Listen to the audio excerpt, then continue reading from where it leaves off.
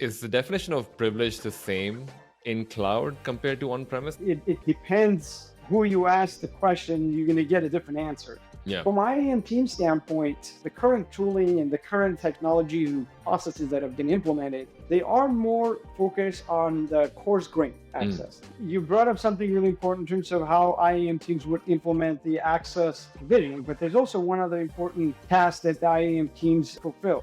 It's the compliance, it's the audit. If you have been looking at a cloud security posture management tool, especially the modern ones, you would have realized that these days you also see something which is more around identity and entitlement. Now, I was fortunate enough to start in identity and access management, so I came across a concept called privileged access management ages ago. But turns out we haven't really described that in the cloud world. So cloud privileged access management, and I was lucky enough to talk to Art from Britive, who like me has spent a lot of time in IAM, and him and I spoke about the challenges of why a traditional privileged access management, something that I worked on for years and he did as well, does not stand the test of time for cloud. What are some of the things that you should look at from a cloud perspective that are different? We're talking things like containers, Kubernetes, CI/CD pipeline, your third-party applications like Salesforce and others. That access management is not just about fine grain and user credentials anymore. It's a lot more complex. So if you're a cloud security engineer or an architect who's trying to explain to your identity access management team, or you are an identity access management person trying to show your colleagues, hey, this is how complex privileged access management in cloud is, this is the episode for you. And if you know someone who's working on the IAM space for cloud or probably looking specifically at privileged access management,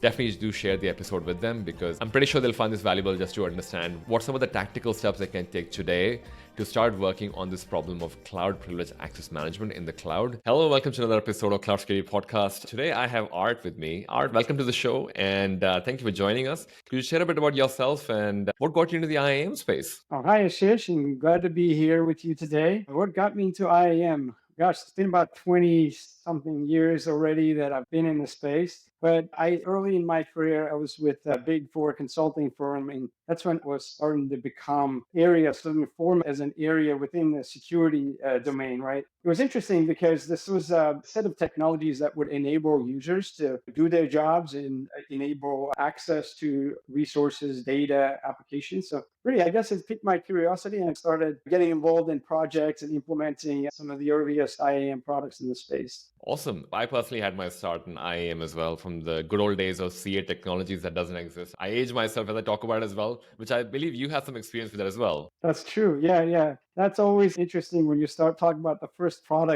IAM product that you touch, right? So CA, SiteMinder, for example. Sometimes it's very easy for people to assume that identity and access management is primarily just username, password. So just to level the playing field, I would love for you to kind of explain for the cloud security audience we have, what is IAM, what is PAM, and why is it different from access management? IAM, it's a broader sort of a domain that includes multiple different technologies that essentially enable different use cases. So you mentioned one like login and password, that's more along the lines of authentication, right? Yeah. Authenticating the user. There's obviously technologies in the IGA, identity governance and administration space. That's more about lifecycle management, compliance and certification. PAM is this unique subset of IAM domain, subset of IAM technologies in the domain that really focuses on the users and access that goes above and beyond the normal standard user, essentially admin level of access or privileged type of user and so on. So that's privileged access management. That's what the acronym stands for. It usually correlates with higher risk of access as well. Like admin people trying to do actions in the environment. Doesn't really matter what environment, but that's where it comes in from. Correct. Yes. And I guess you've been talking about cloud privilege access management. What's the difference there then? You've explained privilege access management. So what's cloud privilege access management then? As I said, I've spent years in the identity space and worked with pretty much every product that you see in the market today as a consultant, as an implementer before I started Britive. In fact, the company before Britive, Advanced Technology Solutions, was an identity and access management consulting and implementation business, which Optiv Security acquired. But what led us to actually start Britive was essentially this major disruption and the shift that we saw that was coming from the public cloud technologies and really revolutionizing the tech space, the tech landscape, AWS, Azure, GCP, Oracle Cloud, you name it. And cloud essentially was introducing a new way of building applications, managing data, managing resources, which really had changed the way the security and identity and access management was done. And we've really saw that opportunity to reinvent the IAM technologies or the IAM tools that could support the cloud native or modern processes, workflows, and tools. So the acronym CPAM or Cloud PAM is more popular now than it used to be, but essentially it is a little bit different from the traditional PAM definition because it's much broader in a sense. It does include a lot more of a broader set of technologies. Typically, traditional PAM environments, the admins or the privileged users are the Windows, Unix server admins, network admins, and so on. In the cloud landscape, it's the entire range of different teams from like software development, infrastructure admins, platform engineering, SREs, and so on. These are a much broader set of users that interact with a lot of different technologies in the cloud space, right? From infrastructure standpoint, from that data, as well as applications. So meeting the needs of those type of users is what is at the core of cloud privileged access management that is different from the traditional PAM. I would love for you to unpack some of the complexity that you see in enterprise these days in terms of why cloud PAM needs to, as a space, exist. Like you, a lot of people thought that identity is like at IAM and the teams that manage IAM products are like a tribe of their own, kind of off to the side, right? The cool security was in the perimeter, the network, the IDS, and so on, back in the old days. What we see today, identity has emerged as truly a central kind of a component of security architecture in any environment, especially environments where this data center based sort of model has long been blown away, changing the architecture to more hybrid environments, cloud, public cloud, private cloud, on-prem, and so on. And because of that, the importance of identity has become much more as a foundation of the security architecture, where controls and security policies and so on no longer can be applied at the network or perimeter level. They have to be applied at an identity level that really transcends the network controls and the perimeter controls. So because of that, we also see the bigger sort of security risks that have emerged because of this sort of identity transcending the perimeter-based controls. By that, users that operate in the public cloud and hybrid environments need the sort of unfettered access into the cloud environment, data, resources, and application. And the only first and last line of defense is the login, is that hinge that you go to provide something to then go into that application, right? So that's why that security risk also is really around that first and last line of defense. I will add one more thing that's become very popular and very actively discussed in the security and IAM community. It's the non-human use cases, or non-human identity use cases that they're called. Again, with the evolution of the technologies and public cloud technologies, a lot of the automation that's used, like CI/CD pipelines, infrastructure as code, is really extending the concept of identity to not just humans, but things, tools, processes. Terraform script or Jenkins or GitHub action can have its own identity, should have its own identity, and should be managed like an identity as well. It's not just like an API token that you can just gonna say, we're gonna save it somewhere. We all know what happens when these things end up in the wrong hands, right? So it's become much more complex than it's ever been. Is the definition of privilege the same in cloud compared to on-premise? It depends who you ask the question, you're going to get a different answer. For example, if you ask what is a privilege to, let's say, a typical sort of admin user for a server or network admin, right? It is the admin login. It's the login that is different from the regular user account. So for example, Windows network, that person logs in for normal network activity, they log in with the regular user. But for server admin, they log in with a dash admin or some other privilege.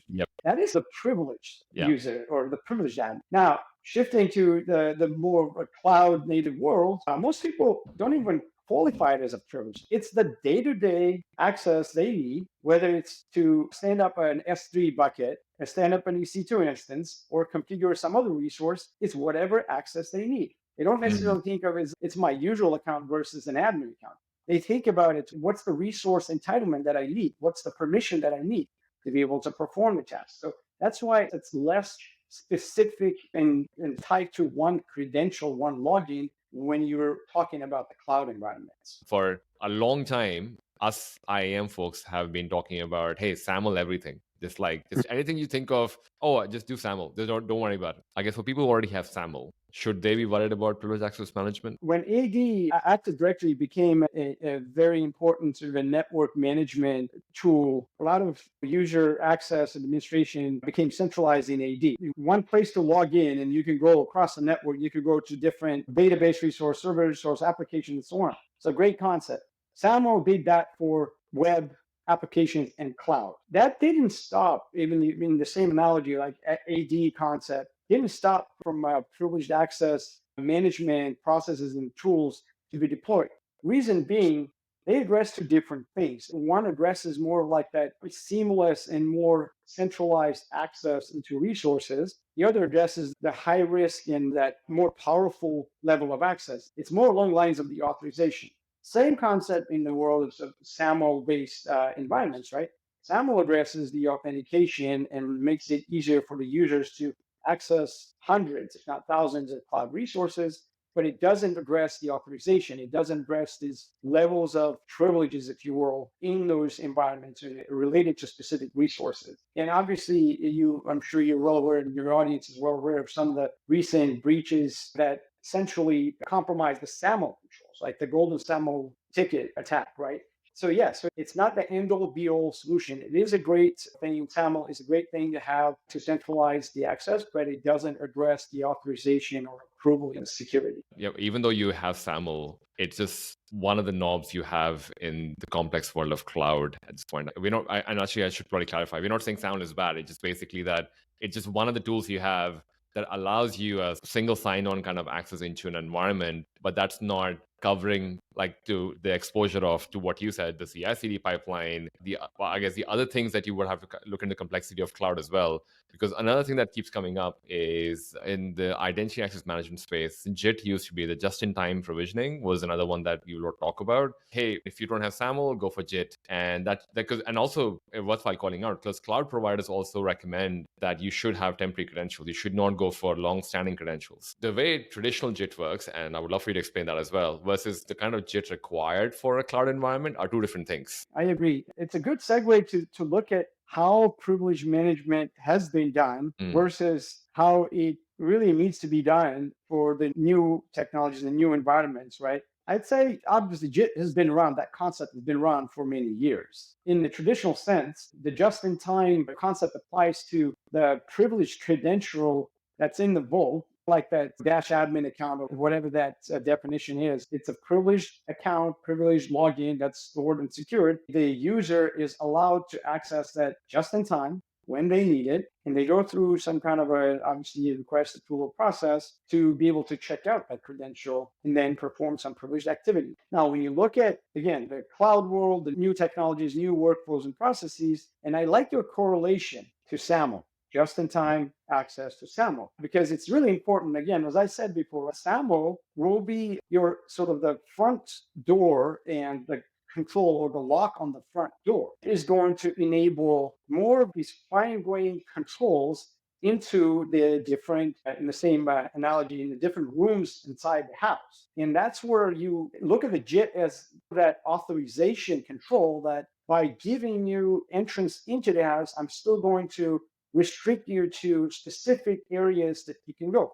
For example, you can SAML authenticate into Google Cloud, GCP, but your just-in-time authorization will only allow you to interact with, let's say, certain projects or resources or compute resources within a specific project. And then there's also the second aspect of just-in-time that's still perpetual, that gives access just in time, but it remains there. But there's access that is not perpetual. And that's, if I may just inject it, this is how Native's technology implements just-in-time. It doesn't let that authorization or that access remain 24/7. It really has that time to live for the just-in-time authorization, and it automatically expires. So that's more of the modern concept.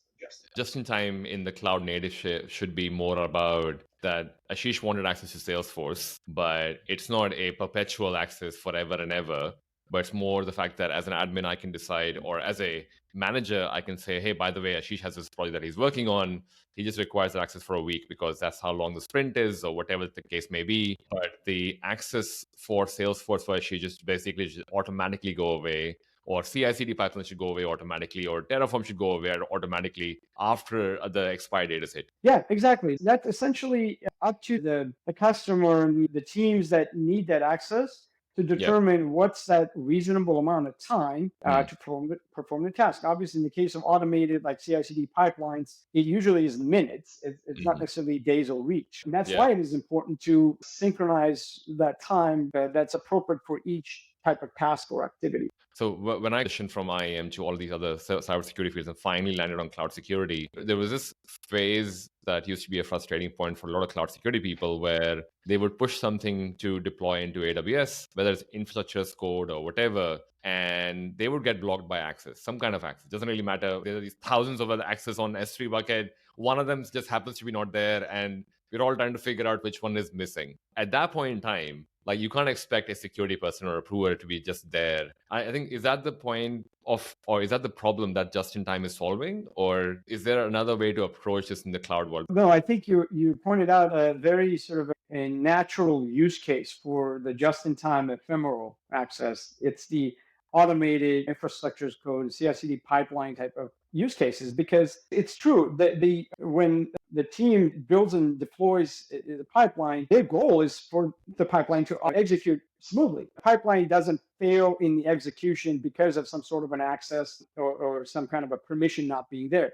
So the downside of what's being done today is to really give it too broad of an access so that it doesn't fail, which then we all know it creates a lot of the security exposure. But the perfect use case is when that pipeline can be configured with just-in-time access for only the amount of access or the permission to the specific resources that it needs. And once the pipeline executes and completes, that access is gone. So it's a very natural use case. And a lot of times, if the teams that operate infrastructure as code and CI/CD pipelines don't necessarily use the traditional tools because of that exact reason, that the tools that are built for more like a human interaction, it requires a login, it requires a ticket to make that just-in-time access available. And that just doesn't work for automation. You can't really do it that way. Yeah, and I was gonna say it hits the point also on the fact that for the same reason, when the account access was blocked in the CI/CD pipeline, and trying to just scratch my head at that point and going, okay, where am I, or who am I contacting? Is there a developer-friendly way to approach this as well? I think I feel like one of the things to what you said, people want speed, and unfortunately, access management has not been the best player in this context.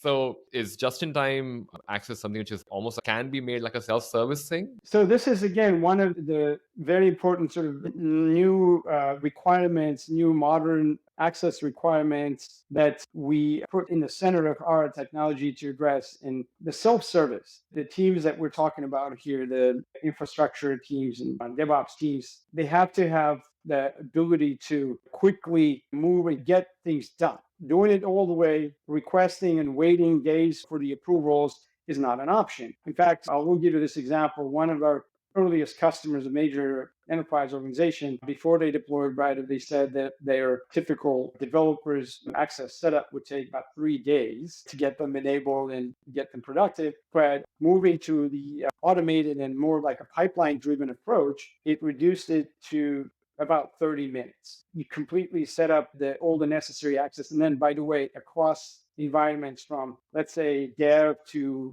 pre-prod and QA and so on. And that's very important because of the sprint cycles, they can't just do one environment and wait a week to get the access set up for the next thing. You're laughing because you've lived the challenges in the past. So that's why this, to your point, right, that self-service, self-driven option to be able to quickly get the access, get the privileges or the authorization to move things forward is so important. Would you say, I think another thing that I wanted to call out is like these days, the CSPM tools have gotten expanded quite a bit. Like they're just not doing misconfiguration. They're talking about identity, the KIMs of the world and all of that. So a lot of cloud security people, probably a lot of the people who are watching and listening to this as well, they are getting a lot of IAM alerts that they come across.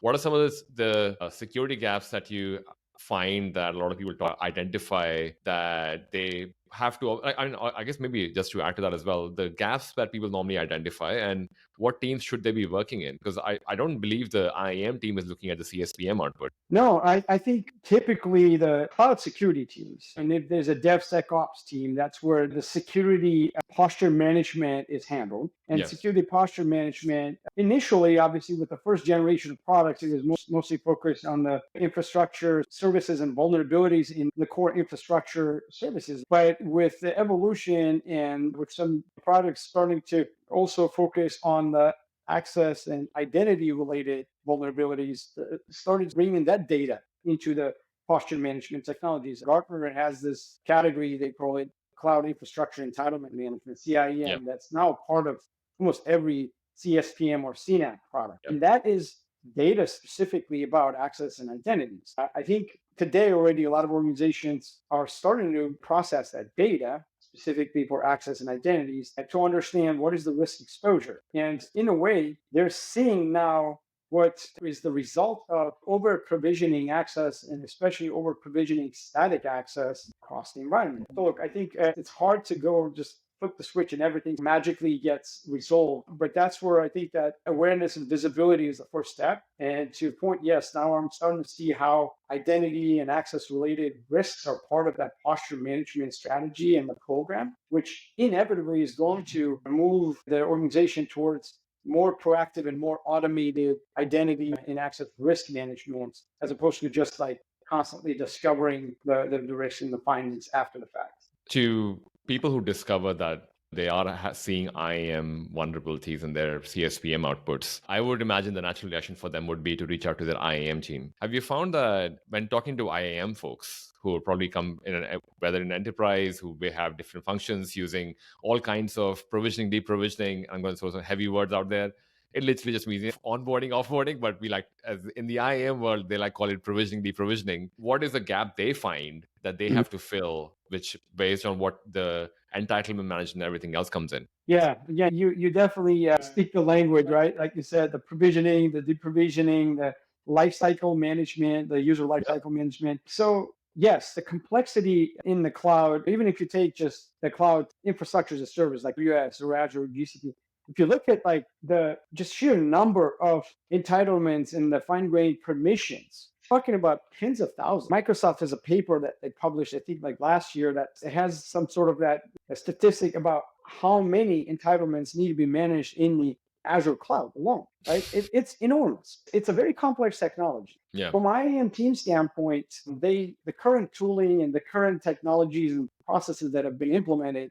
they are more focused on the coarse grain access, meaning if you're part of a business role and in your IGA product, let's say that business role allows you to be provisioned access into certain applications, normally it maps to some kind of a role or a group in the application. Normally, that's a very coarse-grained sort of a one-to-one mapping. When you shift to the cloud, that coarse-grained access doesn't really work. Again, it becomes too broad, too much access. And if they try to look deeper in the levels of access, that's where even there's a big skill gap. Do I teams understand the complexity of S permissions, for example, Azure permissions, and so on? So there's definitely a sort of a learning curve from the IAM standpoint to understand the complexities so that then they can build effective sort of provisioning processes and deprovisioning processes. During the user lifecycle, job changes, moves within the organization. You have to take something away to give something new, right? All these changes happen all the time, and it's very difficult to do it with the current process and the current tool. In the conversations you've had with people, what have you found is an easy step, or maybe it could be a tactical steps they could take to level up from where they might be, whether it's a gap in their current product that they may be using for IAM? What are some of the stages you've seen that, hey, you know what, in my experience, I see these things as a good progression towards what could be a mature cloud PAM? You brought up something really important in terms of how IAM teams would implement the access provisioning, but there's also one other important task that the IAM teams fulfill.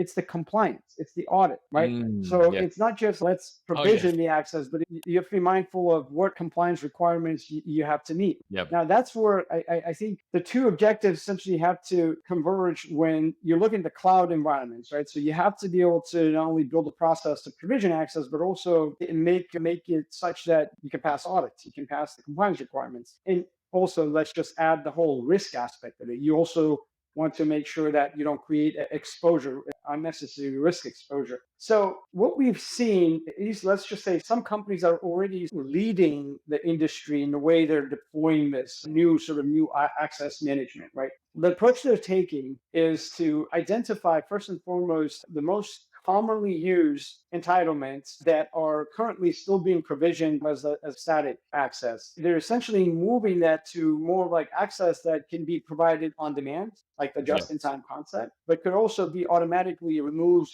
recycled when it's not needed.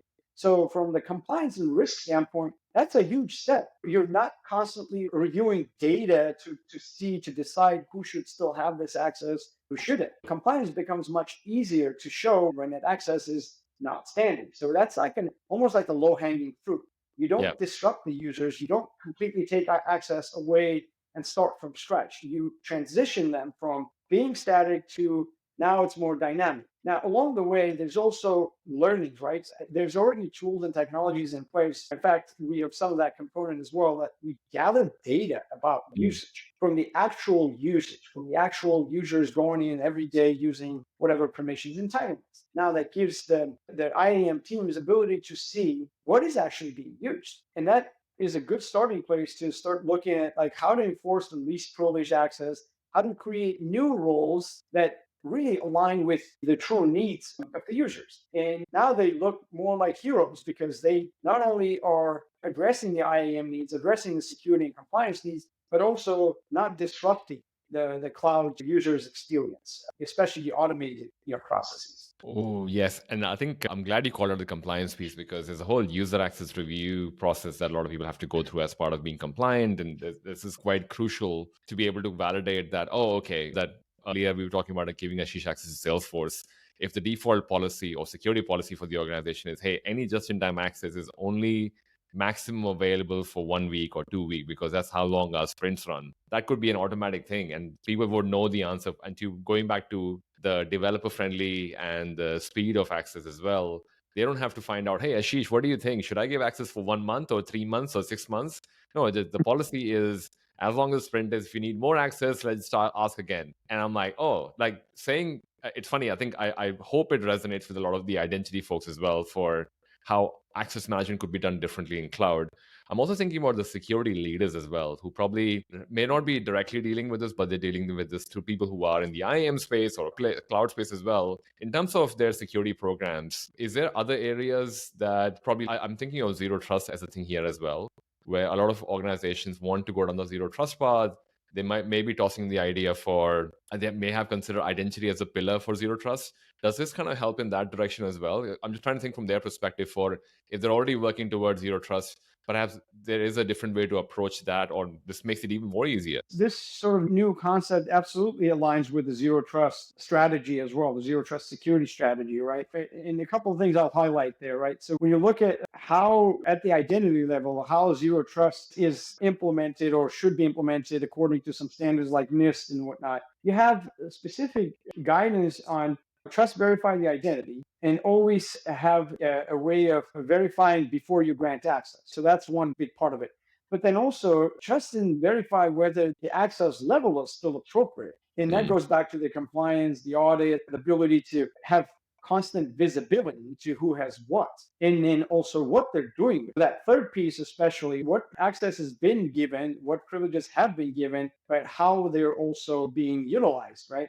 So all that kind of as part of the zero trust framework or the paradigm requires tooling and automation to be able to implement, enforce, monitor, and remediate when things break. That non-standing entitlements is very much in line with zero trust. Every time the user wants to have an admin access or S3 buckets or whatnot, as long as their job and title is still appropriate and as long as they have a legitimate reason, they can have that privilege, they can have that access. When they no longer have a justified need, then they don't have access to that anymore. They can't elevate themselves to that level. And last thing I want to touch on is the whole activity monitoring, right? So you trust the users to give them the privileged level of access. You trust that they will be doing the appropriate things, but you always have some risk that even insiders can go rogue, or they could be in some insider's account could already be breached that you may not know. The monitoring aspect becomes so critical to really understand how the activity pattern aligns with normal versus no needs to be investigated. So again, from a zero trust standpoint, that's the other important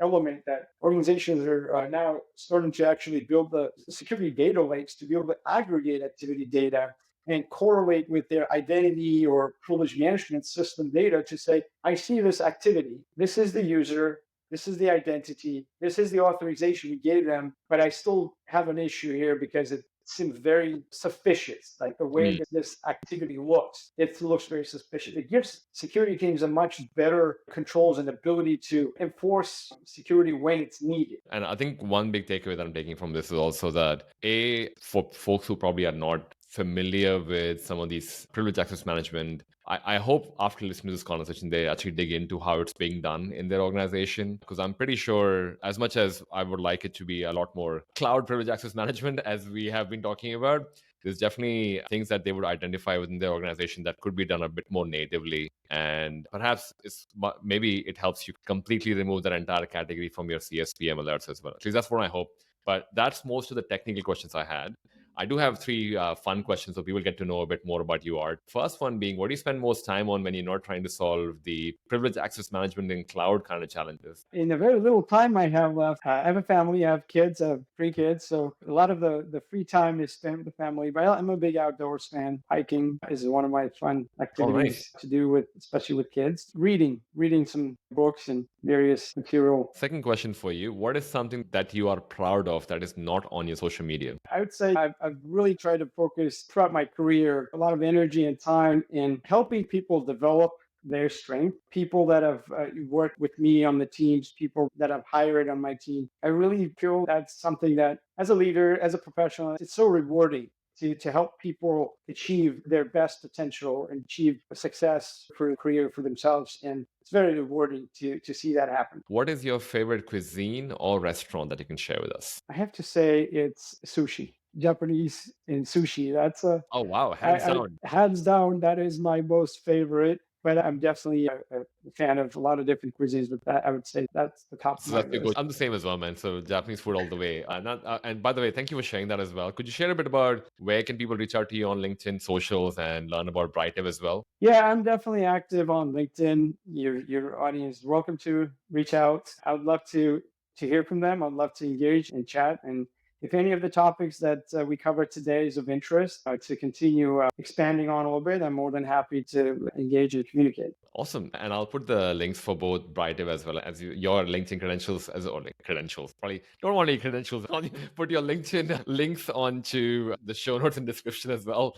But dude, thanks so much for taking your time out. And it's really awesome to talk about privileged access management. And hopefully we're able to uncover a new space, for a better word, that cloud security folks are probably slowly realizing. So I appreciate you sharing your time and talking to us about this as well. Thank you so much for sharing the time. I look forward to more conversations with you, Art. Yeah, thank you, Ashish. And it was a great conversation. Really appreciate connecting with a fellow IAM guy. As you mentioned early in your career, you were in the IAM space. But yeah, hopefully this was helpful for the audience. Yes, there's a lot of opportunity in the new world and new environments that we're operating in. And I'm very excited. I'm very optimistic and excited that we together as a community, we're going to tackle any challenge that comes our way. Thank you for listening or watching this episode of Cloud Security Podcast. We have been running for the past 5 years, so I'm sure we haven't covered everything cloud security yet. And if there's a particular cloud security topic that we can cover for you in an interview format on Cloud Security Podcast, or make a training video on tutorials on Cloud Security Bootcamp, definitely reach out to us on info@cloudsecuritypodcast.tv. By the way, if you're interested in AI and cybersecurity, as many cybersecurity leaders are, you might be interested in our System AI Cybersecurity podcast, which I run with former CSO of Robinhood, Caleb Seamer, where we talk about everything AI and cybersecurity. How can organizations deal with cybersecurity on AI systems, AI platforms, whatever AI has to bring next as the evolution of ChatGPT and everything else continues. If you have any other suggestions, definitely drop them on info@cloudsecuritypodcast.tv. I'll drop that in the description and the show notes as well so you can reach out to us easily. Otherwise, I will see you in the next episode. Peace.